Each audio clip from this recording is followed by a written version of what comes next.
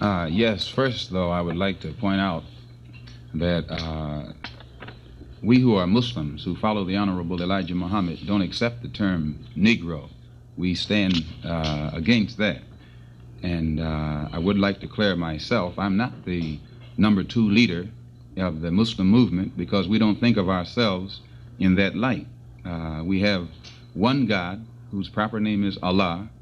We have one leader who in America here is the Honorable Elijah Muhammad. We are one people and we have one aim, and that's the upliftment and the betterment of our people here in America who are called Negroes, and where the objectives and the program of the Honorable Elijah Muhammad differs perhaps from the objectives and the programs and methods of these other groups that represent the so-called Negro. Most of the other groups, their method of operation has a tendency to lead us to believe that it'll take us another 1,000 years if we follow their tactic. Whereas we who are Muslims, we're not willing to wait another 100 years. Well, now, in this uplift of the black man and unwilling to wait, what specifically do you want to do? Number one, I think it should be pointed out clearly that as Muslims, we are not a political group, nor are we a civic group, but rather we are a religious group. When I say that we're not a political group, it's being made plain there that we are not relying on the politicians for a political solution, because experience has taught us that in the past the politicians have promised but never delivered. And if we rely on a politician, we feel we'll be going right around in circles like our people have been doing here in America 100 years since Lincoln issued the so-called Emancipation Proclamation. Well, not relying on politicians, Mr. X, is it not correct that the Muslims seek to completely separate the black and the white man in America and to win and establish for the Negro their own homeland in several states of America? Still, that's religion. With us, if it was religion for Moses 4,000 years ago to be missioned by God to separate the slaves in that day from the slave master of that day, complete separation, not integration, and still the Christians and Jews both today regard Moses not as a politician but as a religious leader and a religious man motivated by religion completely. We feel that what the Honorable Elijah Muhammad is doing here in America today in demanding a complete separation of this slave from his slave master, and as Moses asked for a land of his own flowing with milk and honey, the Honorable Elijah Muhammad is likewise asking for a land for us flowing with the sweet milk and honey of freedom, justice, and equality. Well, accepting as Mr. Scholar. Just wait a minute now. At the risk of going into politics, I would like to know how any group in the United States is going to separate part of the United States for them to live in without having something to do with politics.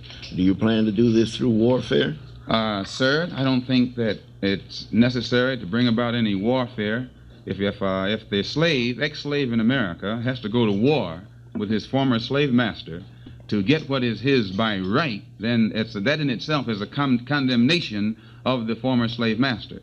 If Lincoln issued the Emancipation Proclamation 100 years ago, which means we're supposed to be free, we're supposed to be citizens, we're supposed to be protected by the Constitution that we fight and die for, and yet at the same time today the so-called Negro is knocking at the White House door still begging his master to pass legislation that will give him recognition or protection by the Constitution that he is supposed to represent him, I think, sir, that the man who is depriving him of these rights cannot open up his mouth and say that it would be war. It would be wrong to go to war against him to get these things. Gentlemen, before we go further into techniques, if you will excuse me, Mr. Scholar, I would still like to get out here the full program of the Muslim religion in America. We now have the desire for a separate grouping in some states of America. Mr. Baldwin, would you comment on your understanding of other purposes of the movement? It's very difficult to talk about it in these terms, I think. I think that the Muslim movement is involved with power, and I know about power, but it's involved also with morality and identity. And this is the argument I have with Mr. X. When Malcolm X says that actually he's got a very good thing going for him, the Muslim movement does, because after all, what they are asking for is what the country is also on the record been asking for. A total separation of the races is what Mississippi wants and Georgia wants, and on the basis of the record, what the country wants. Now, it isn't what I want. Pardon me, doesn't Mr. X and the Muslim movement call for the separation of the races by having the Negroes all in certain states of America? Yes. Which is different from what the Mississippians want. Well, what the Mississippians want is to have the Negroes separated while still working. Well, still in the same state. In the same state. Yes. Well, this is why the one is talking really about the nature of power, and I think one's got to make this clear. What the Mississippians have or think they have is power.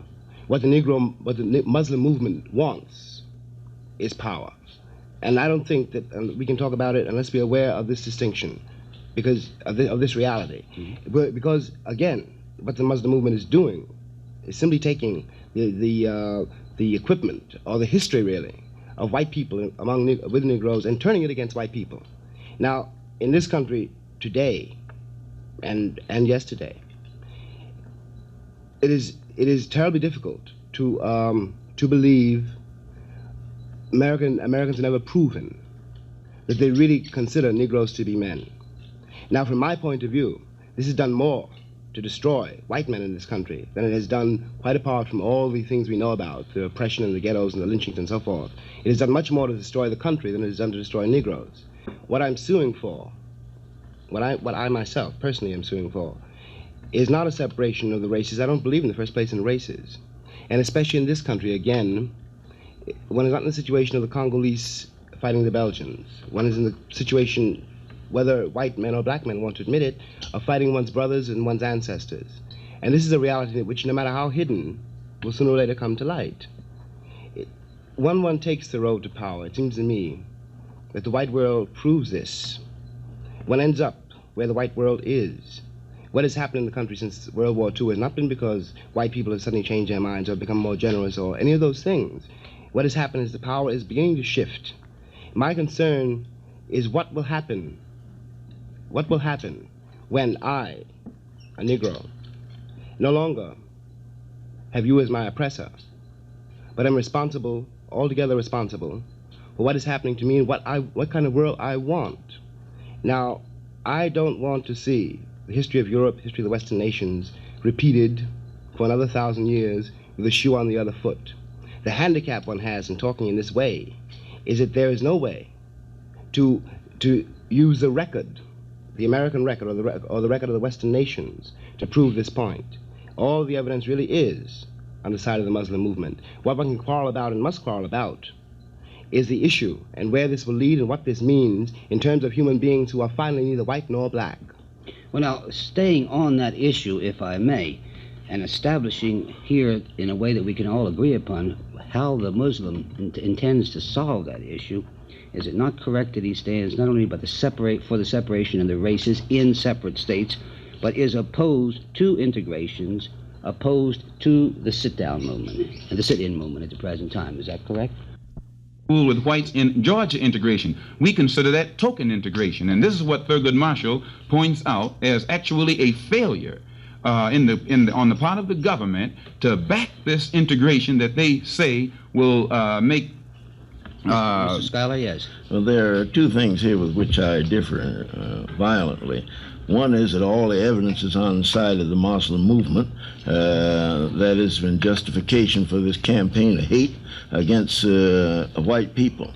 Now, I would like to offer that these 18 million some odd Negroes that you're talking about in the United States are the healthiest, the wealthiest, have the most property, the best educated, and the best informed group of Negroes in the world, and that includes all those in the Muslim countries. Now, we ought to get that thing straight. This is a matter of record. You don't have to get no guesswork about it. And the next thing is, where is there anything in the Constitution or in anything that Lincoln said or wrote that says that a group has a right to part of the United States to take it off by itself? I thought that issue was settled 100 years ago. I'd like to respond to one of the remarks made by Mr. Schuyler.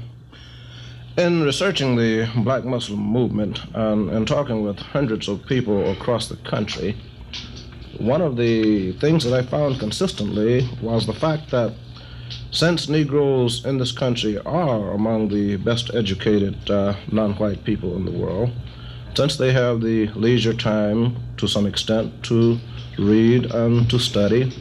And since they live in a society where there are all of these plus values available to the white man, I found that this is one of the things that is most productive of the kind of anxiety that makes for a Muslim movement. For example, we found that the fact that the Negro is so well educated produces a kind of chafing at the bit, because he cannot be a full-class citizen in terms of his education and in terms of his preparation.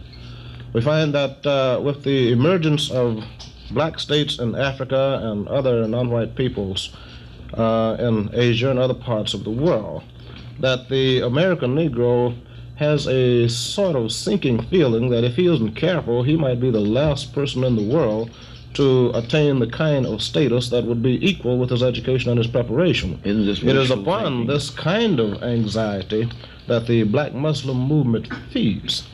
Mr. Lincoln, pardon me, Mr. Scholar, before we argue over the point, the first thing I think we should do is to get clear what the Muslims stand for.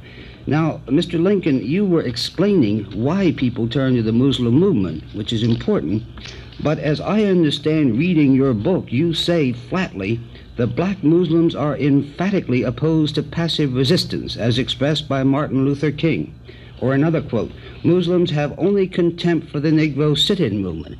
Now, Mr. X, is that correct or is it not correct? America itself is opposed to passive resistance. They didn't, America has never, when the Japanese attacked Pearl Harbor, America didn't resort to passive resistance. Pardon me, I'm not talking about America at the moment. I'm talking about you, Mr. X, and your movement. Yes, sir. I want to clarify that, because when they refer to us as non-passive, they make it look like we're committing a crime to be non-passive. No, I'm simply asking, is Mr. Lincoln, our scholar on this subject, wrong or right when he says that you and your movement have only contempt for the Negro sit-in movement?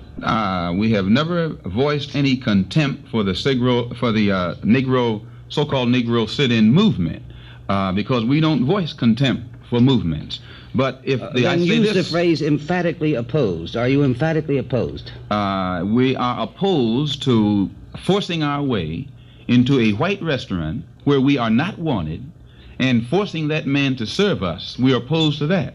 Well, the Honorable Elijah Muhammad, who was our religious leader and teacher, teaches us that it would be wiser for the black people of America, instead of begging the white man for what he has and forcing themselves upon him, to try and get something for ourselves.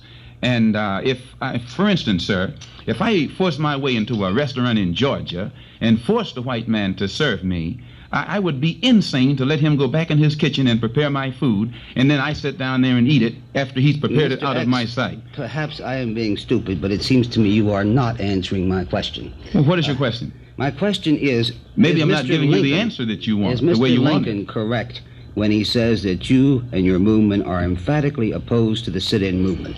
I say this: we are emphatically opposed to the methods. How about the objectives? If you the want objective an integrated society? If an objective is to sit down in another man's restaurant and drink a cup of coffee, when you don't yet have a restaurant of your own, then we have to be against that type of objective, because after that Negro comes out of that restaurant, having drunk the coffee, where will he work? Where is his job? Well, now, you are opposed to the means, you say, and I gather you're also opposed to the end because you are opposed to an integrated society. Is that correct? The sit-in movement to us represents the intense degree of dissatisfaction that exists among the new generation of Negro, and so-called Negro in America. As such, it is important because it shows that the present generation of students have lost their fear of the white man that was in the parent. 20 years ago, the average so-called Negro in America, if he resented Jim Crow or segregation, he would only manifest that resentment to the degree that he thought the white man would allow him to, or to the degree he thought he could do it without offending the white man. But gentlemen, I have taken too much of the table's time. Mr. Baldwin? I must say that this argument about integration versus segregation is just as unreal in terms of the Muslim movement as it is in terms of the Deep South or in terms of the country. In fact, one of the things in the record is that this has been an integrated country in spite of the fact that it's been illegal or sub rosa. integration is not something new. Again, we're not arguing about, the aim of the sit-in movement is not to get a cup of coffee. It's not even to force oneself into white restaurants when it is not wanted. It seems to me if it has any aim at all, the aim is to liberate this country. And I mean, when I say this country, I mean both blacks and whites. Mr. Baldwin, now you confuse me. One can have two aims in life if one is a Negro. One can be to integrate white and black society and make it one society. The other can be to create two separate societies, one all white and one all black. Well, if I understand Mr. Lincoln's scholarly study of the black Muslim movement, it is for the division into an all-white and all-black society. I would like to say that another thing that the Muslim movement stands for, and with which I'm in complete agreement, is the greater interest in the Negroes acquiring an economic stake in this civilization. Also, in the fine work of rehabilitation they've done in some of their young members who have been juvenile delinquents and criminals, and they've come out and by virtue of the teaching they received, they've changed their way of life. Now, that's been done by other movements. The Muslim movement has no monopoly on it, but they have done it, and you have to give credit for that. And, so there is this economic problem. Yes, and there's also the problem of Pardon me, Mr. Scholar, but to clarify the economic program, would you add whether you believe that the black Muslim movement wants the economic uplift of the Negro or wants two separate economies? Well, I don't know. They may want two separate economies, but they are interested in the economic uplift of the Negro, and I think that they deserve great credit for that. Mr. Lincoln, would you answer that question, please, so we can get it clear?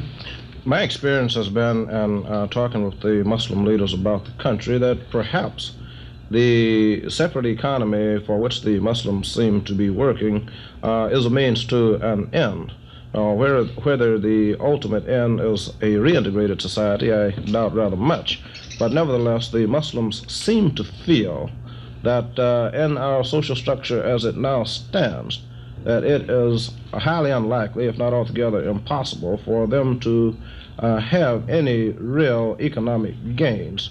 Therefore, as I interpret the movement, they prefer to withdraw from a society in which they cannot move upward, to establish a society of their own in which there will be black men at all levels, and then, as I understand the movement, to enter into the same kind of political negotiations with the United States as exists between various other states at the present time. As separate entities? Yes, as separate entities, yes. What about this issue of force, which we've got to get out here? One of the most discussed things about the black Muslim movement is the frequent charge that it is going to resort to force because it believes in black supremacy. And Mr. X, you are always quoted as having said, there is no white man a Muslim can trust. Mr. Muhammad is always quoted as having said, we must take things into our own hands. We must return to the Mosaic law of an eye for an eye and a tooth for a tooth. What does it matter if 10 million of us die? There will be 7 million of us left, and they will enjoy justice and freedom, etc., etc. It sounds like the language of force, is it? Before you ask me to clarify that, I wish you would allow me to comment on Mr. Lincoln's last statement concerning the separate economy. Go right ahead. Although, as you say, he studied it, by me being a Muslim myself, I think I can make it more clear than the scholar. Some of us scholars doubt that proposition, Mr. X. Yes, well, I don't doubt that myself. Yeah. I think you'll agree with me, though, sir, that a separate economy already exists between the so-called Negro and the white man in America. Because there is a certain category in which black people can get jobs and a certain category in which they can't get jobs. The economies are already separate. There's only so high that they can go in various business fields. Some business fields are shut out to them completely. Even when a black man goes into business and he is in the selling business, usually if he has a successful business, he's only every sale he makes is a resale, because he, in order to have a commodity or goods to sell, he has to buy it from a white man or another white man. And which means that no matter how large his store is, still all of the goods that are being sold actually for the white man, because the black man who's in business is not a producer. He doesn't produce that which he sells. Now, we who follow the Honorable Elijah Muhammad are taught that the black man, even though he goes into business, will still be a dependent person economically because he must produce. As long as the white man is the producer, then the white man is setting the price for the goods that the black man has to sell in his own neighborhood. Usually, when a black man goes into business, he doesn't go into business in a white neighborhood, he goes into business in a black neighborhood. And since he can only buy his goods from a wholesaler who is white, who gets it from the producer who is also white, he has to come back into his neighborhood and jack the prices up to get back the money from that the white man has already taken away from him. This is your explanation. I'm explaining it clear so that it won't be misunderstood. So Mr. Muhammad teaches us that in order for us to be economically independent, we have to have some land where we can set up our own factories and be producers, just like the white man is a producer for his kind. Mr. Schuyler, you seem unhappy. Well, of course I'm unhappy because I want to get back to the field of reality. There's something like 200,000 Negro individual farmers in the United States. They raise cotton, corn, they sell milk, and all of that, but they're selling it to white people, and the white people would be very, very hard put if they didn't have this cotton and corn and the meat and other things that Negro farmers raise to buy from them. And so it seems to me that it's inherent in trade that you buy and sell. Nobody's stopping the Negroes from either buying or selling in the United States. Many of them are doing it all the time. And I think it's a perversion of the fact to say that Negro had no part in the economy. That's ridiculous. They must have some part in it, with 1,500,000 of them in labor unions throughout the country, and some of them in the highest categories that I know of. Would be too long to list here. Now, if Negroes have been able to devise ways and means of getting more of these jobs, that is partially their own fault. But, sir, even though they're in these labor unions, they're yet the last ones hired and the first ones fired. Not necessarily. And the greater percentage of the unemployed right now here in America, according to Secretary Goldberg's statement, are the so-called Negroes, despite the fact that they belong to these unions and whatnot. That isn't entirely due to the fact that they're Negroes. Mr. Baldwin? I think there's something extremely misleading in trying to talk about the economy this way. In fact, as far as I can tell, the black economy and the white economy are interdependent. And it's quite true that Negroes are the first to be fired and the last to be hired. This is, however, is nothing. These details are obscuring the point at the moment. My question here is, how? I think it is. I think we take it for granted that the United States is not about to give away 6 or 10 states.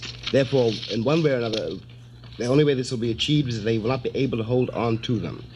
Now, the question is, what happens then to this economy, which Negroes have, I think you say, $20 million or $20 billion at their disposal?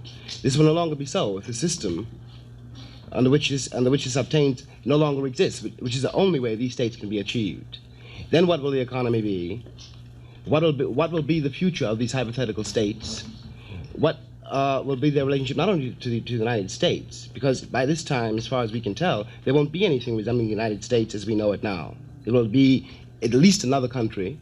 It will be a very different country, and obviously a much less powerful country. It'll be a black America and a white America, won't it? Well, it is already on this continent. Well, already pardon a black me, America but there will and a white be America. the blacks all in some states now, and the whites all in other now states. if I can say one more thing, it seems to me this is somehow the hub for me, the root of the irreality here. The illusion of white people in this country is that they are living in a white country. And I think that is a very dangerous illusion. You cannot have a white country with as many Negroes as we have had in it all these years, to say nothing of the effect on white people and the interaction between white and black people of this terrible history. I think that the irreality here is involved with the same irreality on the white side of the fence. I think that before we can begin to talk about this, or any liberation can be hoped for, one has got to really face the facts of what really happened. I know about the oppression, the lynchings, and so forth. That is only when I know about the situation now. I'm not trying to minimize this, but this is not all that happened. This is not all that happened. A great many other things happened too. A great many other things were achieved, and whether or not I'm not talking about white goodwill, but the point is that history is also immoral, just as immoral as power is. But what history has produced in terms of one's own personality and in terms of the present facts has to be dealt with. I don't see that one is, for example, one hasn't got to accuse the Muslim movement of being a hate movement, but I do realize from my own vantage point, I'm a boy from Harlem too, how desperately and how deeply Negroes hate white people. Now, white people don't want to know this and have spent all of my lifetime anyway protecting themselves against this knowledge. Negroes do not tell them this either. Now, Mr. Baldwin, what I'm trying to find out is whether the Muslim movement does hate me or not, and whether it proposes to use force to satisfy its hatred. It is not. I don't seem to be able to get any place in finding it out. No, it is not important to know whether the Muslim movement. I'll clear that up. It is not important to know whether the Muslim movement hates you or not. That is not. That is not at all the question. They may or they may not. That's irrelevant. But the point is that most Negroes, most black people do not trust white people, and most Negroes hate white people. And as long as this country, as the white people in this country, use all the fantastic evasions which they do use to protect themselves against this knowledge, there's one thing every white man in this country knows. He knows he wouldn't like to be black here, no matter what else he doesn't know. No. And all the liberal movements that I've ever been associated with, and all the liberals, almost all the liberals, and the exceptions only prove the rule, all the liberals that I've ever known are working day and night, and not only in terms of not letting a Negro live next door to them, but in terms of their own minds, their own consciences, their own way of life, but to protect themselves against the crime for which they know they are responsible. Now, I cannot. This is what is important about this, I think, and the future of the country depends on it. If I, as a black man, must be responsible every day of my life for something I did not do either, if I must pay for the history written in the color of my skin, so must white people. The great pain about being a Negro here is that you can never get across to a white person the fact that you are as human as he is, and that he is losing his humanity insofar as he denies you yours. This is the great advantage of the Muslim movement. It doesn't matter whether they hate you or not. But one's got to deal with the record. Well, I marvel sometime that if, as is said by the Muslim speakers, that the white man has hated the Negro since he has been on earth, why has the white man done so much to help the Negro? For example, I noticed they abolished the slave trade in Africa and from here to Africa, and I don't know when any of the Muslim states have done that. They've set up schools and clinics and hospitals and asylums and colleges throughout all black Africa. I don't know that anybody can point out one Muslim college or university south of Egypt and Morocco in Africa for the education of black people. Now, these things have been done, and it doesn't seem to me that this is the action of people that hate a whole people. Of course, there are white people who hate Negroes, but I don't see any reason or justification for exaggerating the situation. May I, Mr. Baldwin, pardon me, may I come back just for purposes of clarification to try to get Mr. X's comment on the statements? First, that his movement stands for black supremacy. Secondly, that it intends to bring it about by the use of force. If by supremacy you mean rule, the fact that the white man has been ruling for so long, which is white supremacy, and most of your white historians and even your current politicians and diplomats admit that the trouble that the white world is in today is losing out all over the world. Britain used to rule an empire so large she bragged about the sun would never set on it. But today, when the sun rises, you can hardly find Britain. Mr. X, we're talking about what you want to happen. And your leader is quoted in Mr. Lincoln's book as saying that he wants to use an eye for an eye, a tooth for a tooth, and he wants to end white rule in the U.S. He wants to overthrow it, to use the quotation. If Mr. Lincoln said that, Mr. Lincoln is 1,000% wrong. What does he mean by the quotation, then? We must take things into our own hands. What does it matter if 10 million of us die? There will be 7 million of us left. If you have crimes, such as those that were committed against Emmett Till, and the government itself could go into Mississippi and find the exact culprits who committed the crime, or the type of crime that was committed against Mac Parker, and again the government agents go in there and find the culprits who were guilty of murdering Mac Parker, and then turn around and the government admit that it is not able to bring those murderers to justice, I think that it would be insane on the part of any man to deny the family of Mac Parker or the family of Emmett Till the right to come together and defend themselves, since the government admits that it can't. It is helpless to defend them. I take that to be your justification of the use of violence by Negroes. If America is justified in retaliating against Japan when Japan strikes her, or retaliating against Germany when Germany strikes her, or retaliating against any other country to defend herself from attack, I think that America has reached the point of insanity to think that the world would look upon the black people here in America as being wrong if they took a stand to defend themselves against the crime that the white man is committing against us here day and night. I don't see why you don't answer the man's question. Are you for force or are you against force? If you're for force and the use of force, then that's sedition. Why don't you level on the thing instead of curving all Is around it? Wait a moment. No.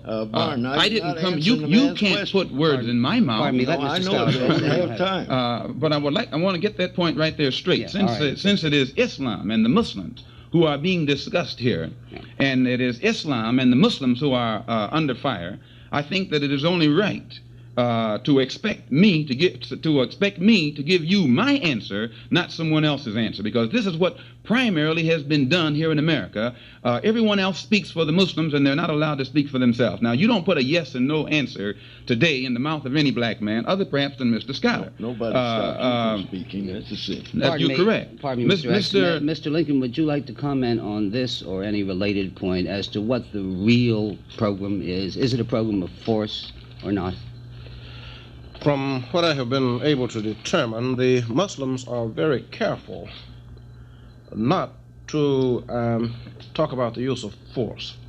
Now, in the early days of my research on the movement, it was stated among Muslims that they looked forward to a sort of day of Armageddon that was to take place around 1970, when the white man in America would be overthrown, and when the black man would come into what was considered to be... I challenge that, and I think you're 1,000% wrong. Pardon me, Mr. X, let him finish, then you can comment on it, yeah.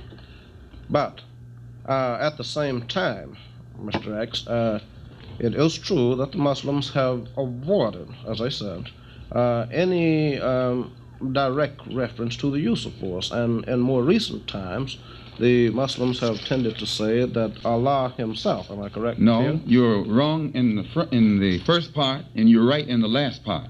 The Honorable Elijah Muhammad has never taught us that we ourselves are going to fight the white man. But he has taught us that there will come a day when God will destroy evil from the face of this earth.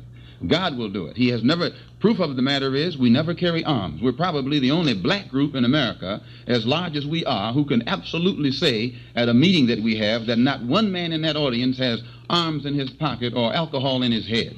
And I think that it's absurd to stand around and accuse the black Muslims of advocating violence when we've never been during the entire 30 years that the Honorable Elijah Muhammad has been teaching here in America, we have never been involved in any aggressive acts against any white people. And any time the violence has occurred, and even the newspapers have to admit this, and the police, whenever we've been involved in any violence, it has always been at a time when we ourselves were attacked, because we 1,000% don't believe that a man should turn the other cheek when there's knots on his cheek already and the man is going to put some more knots on his cheek. We can't see that. Well, gentlemen, before the time runs... Yes, go ahead. May I respond to Mr. X's statement?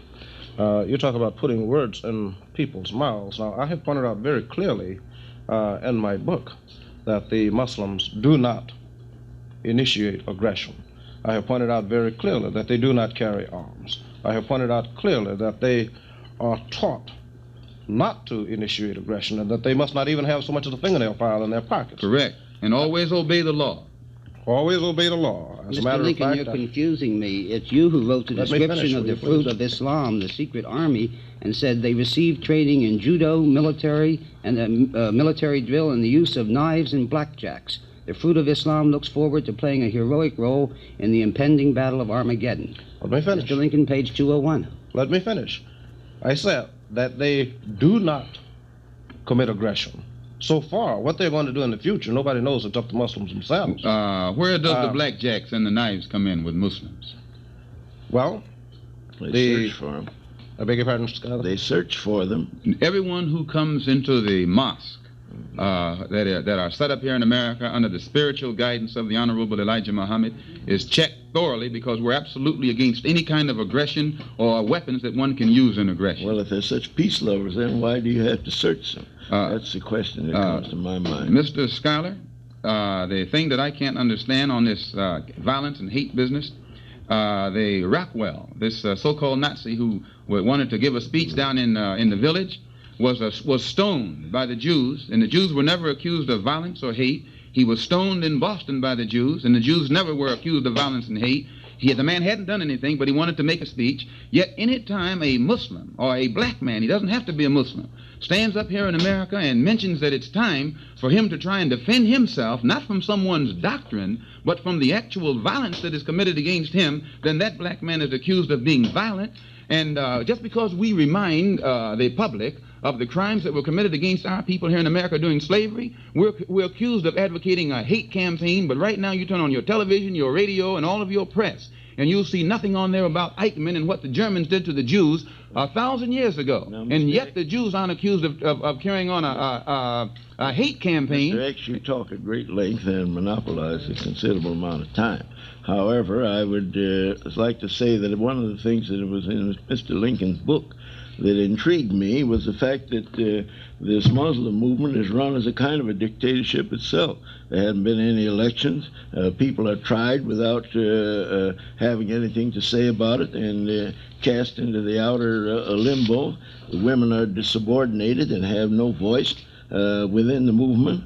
Now, that didn't seem to me like something new in the world. It seemed to me to be pretty reactionary. You wrote in the Pittsburgh Courier, Mr. Scholar, about the Muslim movement yourself on May the 30th, 1959, at which time you said, from what I have seen and heard about the program of the black Muslims in this country in the past few years, I conclude that there is much to commend it to other sects and religious groups, many of whom seem to be distressingly unwitting in their way. I just said that. You also pointed out that not only do the Muslims believe in it, meaning this economic progress, but they are doing it. They are not only preparing and serving their food, but they are growing it. This is what you wrote. You also said, we are alone in not doing this in regard to setting up economic enterprises for ourselves, so we are always rattling the tin cup and begging for succor. Mr. Now, Scholar, you see, that's what you get for trying to be nice. Now, I just told Mr. X here a little while ago that this was a part of the Muslim movement which I commended very highly. You don't have to go back to what I wrote a year or so ago. I said that this afternoon. I say it again. But you haven't dealt with the issue that I raised about the Muslim movement being dictatorial itself. Sir, if because we have unity, are you or aren't you? No, sir. If because we have complete unity, and again, the worst critics of the Honorable Elijah Muhammad give him credit for establishing better discipline and unity among his followers than has ever been established among any so-called Negroes in America. And anytime there is unity in any country that has a philosophy or a doctrine or an aim that's in opposition to the power existing bloc. Mr. Scholar wants to come in, and we have to move on to another point. Mr. Scholar, do you want to drop this point now? I don't think you men are going to agree. Well, of course, we'll never agree, and I won't drop it, but I will not want to monopolize the time. Mr. Scholar has made an issue about our religion and about the Muslims being the one who create all this. He made the point, and I think I want to clear it up. He has made an issue about our religion. Pardon me, saying Mr. that X, it was I Muslims must call you to order here. Mr. Scholar has dropped the point so that we can move to something else. I want to bring Mr. Baldwin in here, if I may, because I've been very much interested in your articles in Harper's and the Times and so forth, in which you explain the whole Negro mood, part of which is expressed through the black Muslims, as in part a reaction to world events, particularly Africa. And this is a new Negro, you say. Now, in these terms, it's quite interesting to me to read of the alleged connections between the black Muslims and the Muslims in Africa and between the black Muslims and the Castro movement in Cuba. Do you know anything about this? No, I don't know anything about that in detail, but I know nothing about the Muslim movement in Africa at all, so I can't talk about that. Well, of course, it is making great progress in Africa, as you know. I know that. Do you see this as a worldwide movement at all, which would appeal to the Negro? Well, how can I put it? It seems to me to be arguing in a way almost after the fact. If you're talking about power, it is very, very clear that the Western nations, the white nations, that power is broken. The connection between Cuba and American Negroes I can see very well, because the way that the United States' role in Cuba, and especially the events of the last few weeks, the last few months, are exactly analogous in the mind of any Negro living in this country to the situation he finds himself in here. Now, again, I have to come back to this point. we are really talking about power, and we cannot argue with the Muslim movement in those terms because, I repeat this, they're only imitating. They're simply doing the same thing that the white world has done for all these years. Now, that happens to be my objection to the Muslim movement. It seems to me that what we in this country do not know and have not faced is that we can very well isolate ourselves on this continent because the world is no longer white at all. We do not know what to do. This, in the first place, when we're talking about, I think that Malcolm, Mr. X, and I don't entirely agree with Mr. Schuyler either, or white Americans. I don't know what white men have in the first place, which is so desirable. I don't know why it's so important to be white anymore. It seems to me the civilization, which we are now witnessing in a way, if not the end of, the great transformation of, can only be saved by us in this country if we're willing to do something which we have not done. What would we do, Mr. Baldwin, in your opinion? Do you favor the black Muslim program, or do you favor the program of, let us say, the NAACP?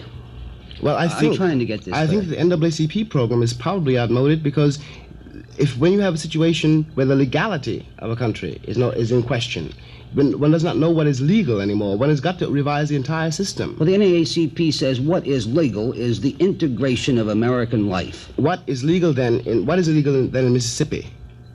The integration of American life. How does one achieve it then in Mississippi? The NAACP says you keep trying until you achieve it. And Mr. X responds that he says he's impatient. Mr. X responds and says he will not wait 100 years. He says something else. He says he doesn't want it either. I say, wait a moment. No, don't say what I say. I say that the black masses themselves in America are impatient, and that the white man does not know how the black masses think any more than he knew how the peasants in Cuba thought when he went in there and thought that they would rise up inside with him. Now, you said the white man does not know, and I'm sure I don't know. He doesn't know, sir. He doesn't know because he's not being told by his so-called Negro advisors, or the ones that he has set up as spokesmen for the so-called Negro. Well, these so-called advisors, I thought were men of some knowledge about the Negro community. They never live in the Negro community. Ralph Bunche has denounced you as a totally escapist movement. Roy Wilkins, Executive Secretary of the NAACP, says you are preaching pure hatred. Thurgood Marshall called you such violent names I won't repeat them here. May I answer to each one of those? Wait a minute, Martin Luther King says you are simply one of the hate groups arising in our midst. I think all of that. Wait a moment, sir. I think that in fairness, since these things that you read to your audience, television audience as well as right here, in order for you to be fair, I have to make my comment. Go ahead. Number one, these so-called Negro leaders that made these statements, it's contrary to our policy ever to attack anyone personally, only in defense. And I think that each one that you read off, you couldn't find them in Harlem. The only time you ever see any one of those that are made spokesmen by you, parrots, by the white man, you never find them in Harlem. You find them at the Waldorf Astoria. And so far as them knowing how the black man out there in the street thinks, all you have to do is do like John Griffin, this white man who posed as a Negro did for 6 weeks. He was a pseudo-Negro, and yet he comes back today and he's an expert on how a Negro is supposed to feel. And we've been black all of our lives, and when we step up and try and tell you how a black man who is born black feels, you think that we're haters or racist or something of that sort. And I think that it's doing an injustice to the public. Yes, I'm from Harlem, too. I was born in those streets and raised in them, and I think I know something about it, too. All of the condemnations from Mr. Bunche, et cetera, are all far too simple. The challenge that this movement represents, and I think it's very misleading to think about it simply as a movement. The challenge this movement represents has nothing to do with what they call themselves, or even what their aims are. Whether Mr. X is willing to say what their aims are, or whether or not we know. The challenge this movement represents is finally whether or not this country means to be what it says it is. Are we free or are we not? And we can only decide this one way. If the country wants to be free, then it has got to do something to prove it. And as long as we're not willing to do it, then the Muslim movement will gain more and more and more ground, and not only here but all over the world. If we mean what we say, I think we should put the governor of Mississippi in jail, as opposed to putting harmless people who challenge House Un-American Activities Committee in jail. I think that one has got to decide. Mr. Baldwin, I still don't have clear whether you favor the black Muslim program or the NAACP program to use two different approaches. But I will not answer it that way. I certainly don't favor the black Muslim movement. But I can see great limits. You see why it came about. I can see very well why it came about. I think Mr. Lincoln has explained in his book very well why it came about. I don't think that he has. I don't think that's any mystery. Very well why it came about, or how it exists. For instance, in there where it was said in the book that I spent 2 hours in a secret conversation with Castro, that wasn't done on any research other than through a local New York paper, whom we are suing right now for $3 million for libel. We have a $3 million libel suit against a New York paper for saying that I spent 2 hours in a secret conference with Castro. Now, if that's an authentic statement and that's representative of the other statements in the book, then I can say that the book is representative of Muslims. I must respond to that, Mr. X. It was from you yourself. I think you're wrong. I am not wrong on this case. It was from you yourself and not from reading in any New York paper that I found that you had an appointment which you kept with Mr. Castro. These words are from your mouth. No, wait a minute now. I'll clarify that. 2 of us, and I thank Allah that there were 2, in a conversation with you, explained about this highly publicized incident with Castro. And we told you exactly how it came about, that I was representing the city of the mayor's office and the police department and half of the civic groups in Harlem that made it possible for me to go up there on the Castro. That when we have only 7 minutes left. I would like to say that 5 minutes left. That this particular sect or movement is just one of a succession of such movements that have been in American life for the last 3 centuries. Among Negroes, they began around about 1815 when the American colonization movement began to grow, and Negroes went to Sierra Leone, they went to Liberia, and since then these movements have been recurrent. On the eve of the Civil War, Major Martin R. Delaney had gone to the west coast of Africa and signed treaties with African chiefs, showing that he had a considerable following, and this thought has been in people's minds for a long time. It isn't anything new. But Mr. Scholar, I take it to be Mr. Baldwin's point and in Mr. Lincoln's point in his book that there is a new situation in the world. Mr. Baldwin? Yes, I don't think, I think that it is misleading to talk about even Garvey. Any of the movements which the movement of the 20s, yes, for the benefit any of these movements, there's one great difference between them, if only one. The difference is Africa. You know, this makes a great deal of difference. But I really want to repeat this point. I think the only way to challenge this movement or to undercut it is for this country to do something it does not seem to be prepared to do, which is to become really overnight a radical country. When I say radical, I mean to really re-examine and overhaul the entire social fabric, to ask. Everyone in this country should ask himself why it's so important to be white and what they will lose if they admit to themselves, that I'm not, I personally, speaking only now for myself, you know, I cannot imagine anything that this country can offer me that I any longer want. And what has happened to me, it seems to me, has happened to every Negro in this country. And the only way this can be redeemed and we can prevent, as I say, a reversal, a repetition of this history with the roles reversed, is to decide right now that this country, either everyone in this country is free, either I'm a man or I am not. And it is up to the country to decide it. It is not really any longer up to me. Mr. Lincoln, I don't think you agree with that from reading your book. Well, I certainly agree with it in part. Whether it is the Black Muslim movement, or whether it's the NAACP, whether it's the sit-ins, or whether it's the Southern Christian Leadership Conference under Mr. King, one of the objectives is certainly identical to all of these various expressions, and that is the essential freedom and the dignification of the Negro. Now, whether he goes about it in the way of the Muslims or whether he goes about it in some other way, I believe that this has to come about in this country, and it has to come rather soon. This I do say in my book. This country cannot continue to exist black and white.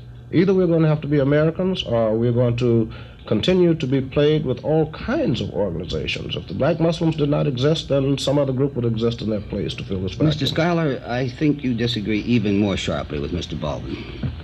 Well, I just simply think that there's a lot of wishful thinking in many of these statements. I see no statistical evidence of all this. I've been all over the country. I don't know the mass of Negroes are panting to join the Black Muslims, just like they weren't panting to join Garvey. There's a certain element that will, because you have all kinds of people in any group. The Negro group is like any other group. You have everything in it. And there's never going to be any unity of all the Negroes, and I think it would be a catastrophe if there were. Perhaps And there you're will faced never, with a let me say catastrophe. this. Mr. Lincoln, yes. Perhaps there will never be complete unanimity among Negroes. It would be most anomalous if this should come about. But there is, I think, with Mr. Baldwin, a sharpening of the Negro mood, a kind of insistence that he must. Pardon me, Mr. be Lincoln. I free. want Mr. X to have a word here before we have to close. Just a word. Yes, I don't think that all of the Muslims who follow Mr. Muhammad read the book, that is, the leaders, and we actually don't think that it rightly represents us. And Mr. Muhammad's aim is this. He was raised by God to separate the black man in America from the white man, because the white man will not give us freedom, justice, and equality on his own. And he also teaches us that if white America can't give the black man in America complete recognition as a human being immediately, right here, then we have to separate, and God will give it to us. And he also teaches us that all of the trouble that America is having, just like Pharaoh had trouble in the Bible because he mistreated the slaves, every trouble, political and otherwise. I have the cutoff signal. I'm sorry. For this discussion, thank you, Mr. Yes, sir. X, Mr. Eric Lincoln, Mr. James Baldwin, and Mr. George Schuyler. Good afternoon, ladies and gentlemen.